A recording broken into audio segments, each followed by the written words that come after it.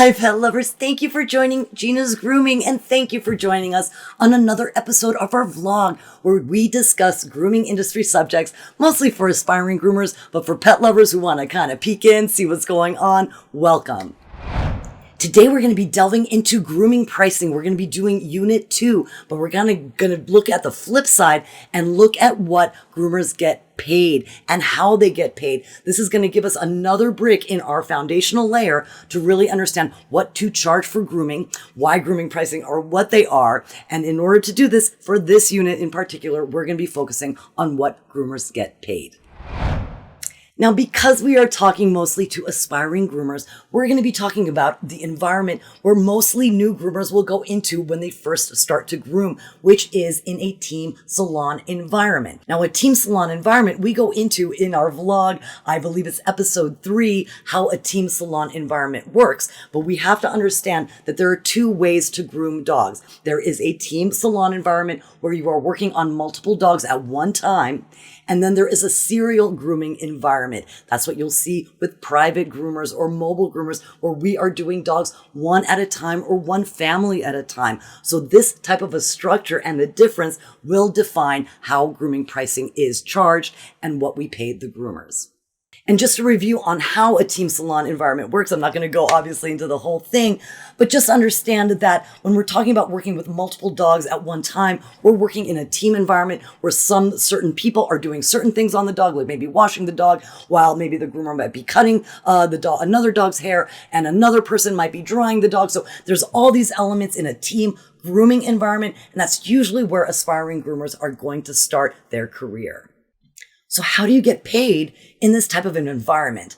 Normally, there are really 2 ways that groomers do get paid in this type of environment. And the first one being hourly. So a salon owner or a manager can hire an aspiring groomer to work as a groomer on an hourly basis. And this is very common how a lot of new groomers who really aren't confident yet with their skills will start on an hourly basis. It kind of guarantees that you're going to be making a certain amount of money while you speed up your processes while you're learning. And the other way that many groomers get paid, and this is what most groomers get paid in a salon environment, is that they work on commission. And now this commission can vary. Sometimes I've seen it go as low as 30% for some really, really new aspiring groomers that are just getting into it. And then for tenured groomers who have been there for a very long time and have their regulars and now have a reputation and the experience, they may be getting a bigger piece of that commission. So I have seen commissions go up to 60% and even sometimes 70% for the groomer. So let's talk about practical applications in terms of being an hourly employee versus a commissioned employee. Because although you're kind of looking at the numbers and saying, wow, I want that commission, when you're first starting out, it might not be the right way to go. Now, most states in the United States will guarantee you, even if you take a commission job, they'll guarantee you the minimum wage that you'll get paid for by the hour. So there's not too much of a risk when you are going from hourly to commission, and you can take a commission job as long as you are getting paid minimum wage. But if you're getting hired by a salon manager or a salon owner and they're giving you a wage that is higher than that minimum wage, it may be wise to kind of do your numbers and see if you're ready to be a commissioned person or not, or if you should stick to that hourly wage, and you may actually end up making more money that way when you're starting because you don't have that speed yet. When you're starting to work with commissioned pay, you definitely want to have your speed going so that you make it worth your while, obviously, and that you make more than that minimum wage that you're guaranteed to get in most states. So what happens before a salon opens, or what should happen, is that there should be a business plan in place. And that business plan is not only going to be taking that overhead of what they should be charging for every single dog that's coming in or every single pet that's coming in to get groomed. They're also going to be considering payroll, and they're also going to be doing some competitive analysis. So if you're a groomer working for a salon, you're not going to be really setting those prices, but those prices are going to be set by the salon owner, and they're going to vary based on certain things. It's especially in terms of overhead. You'll also see sometimes if a place is fancier, they may charge more. If a place is a little rundown, they may charge less. So what I have seen in the industry is typically you'll see pricing that is competitive in an area. And of course, I can't give a number because that's not a universal thing. Depending on where you are, that number is going to be different. different. And then depending on the bells and whistles of a specific salon, it's going to vary about 20% plus or minus. So let's put that into practical means if you are a groomer starting a new job at a salon. One of the things that you do want to be looking at is what prices they are charging, because depending on whether or not you're getting hourly, that may not make a difference.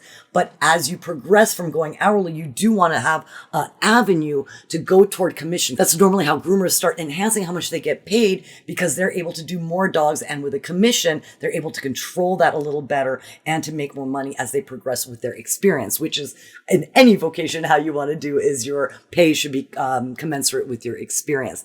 So even though if you're starting with an hourly wage, and that may be a good thing in the beginning, and you're progressing though toward a commissioned base, this commission can be different. As we discussed, it can be 30-40%. Normally you see 50%, which is the normal, general grooming commission rate.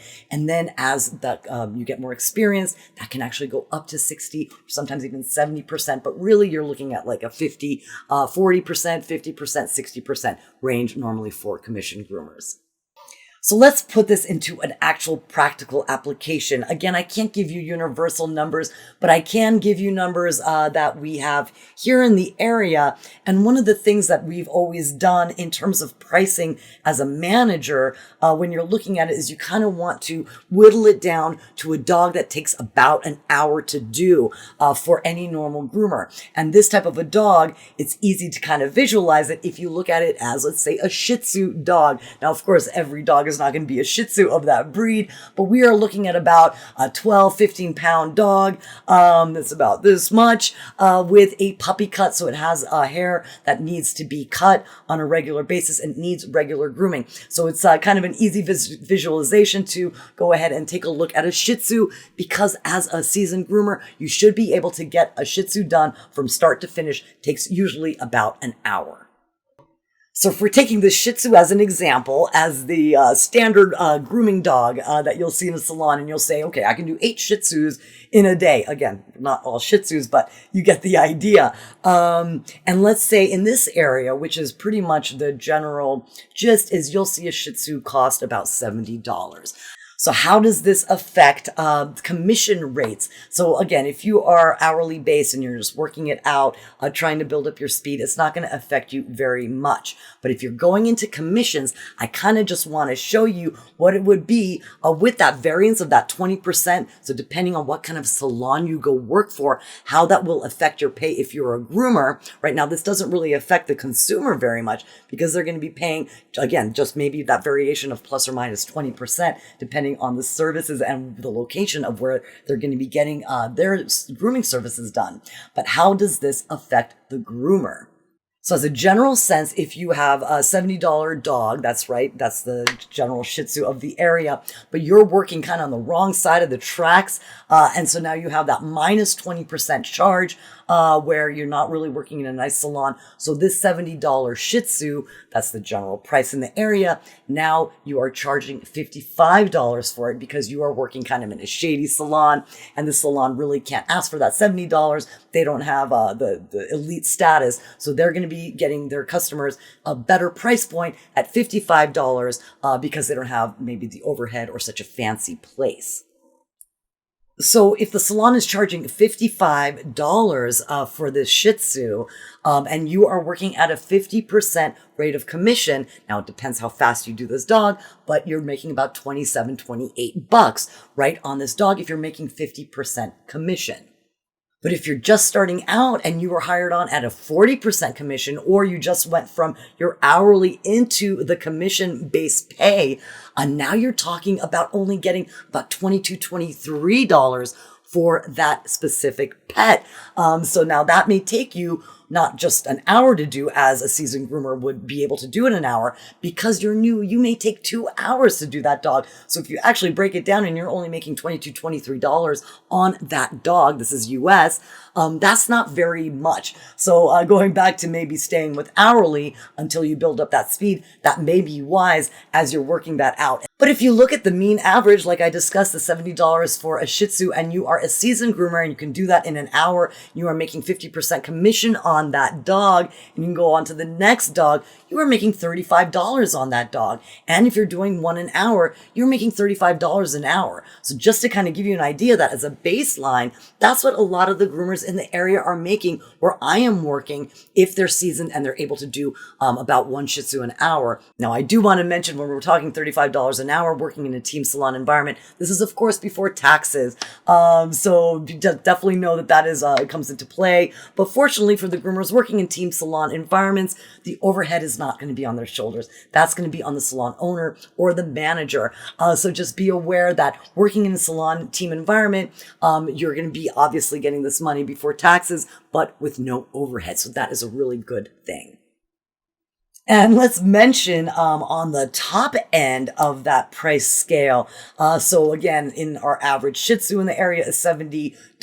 But again, that variance of 20% plus or minus, and you're working on the right side of the train tracks. You're working at a very nice upscale salon. And instead of $70 for this Shih Tzu, the salon is charging $85. And now you are a seasoned groomer and you are making 60% of this commission of this dog. Now you're making over $50 an hour, again, before taxes. But I want to show that the potential for growth in a team salon environment is very real. You just have to make sure that as an aspiring groomer, you don't get stuck. You don't get stuck too long doing an hourly wage. You don't get stuck too long on a low commission wage. But again, you have to be humble, knowing that you are starting a vocation and knowing that you have to pass through all this time, the mastery of that until you get to that high-end salon and making a higher commission rate. Guys, thank you so much for joining us on this conversation on grooming pricing unit 2, what and how groomers get paid. I hope this gives you a little insight on how that all works. Guys, if you have any questions, comments, please put them down below. We are listening. If you like this video, we really appreciate you clicking that thumbs up. Make sure to subscribe, hit that notification bell to be notified when we release other videos. We really appreciate your time. We really appreciate you joining, and we will see you soon.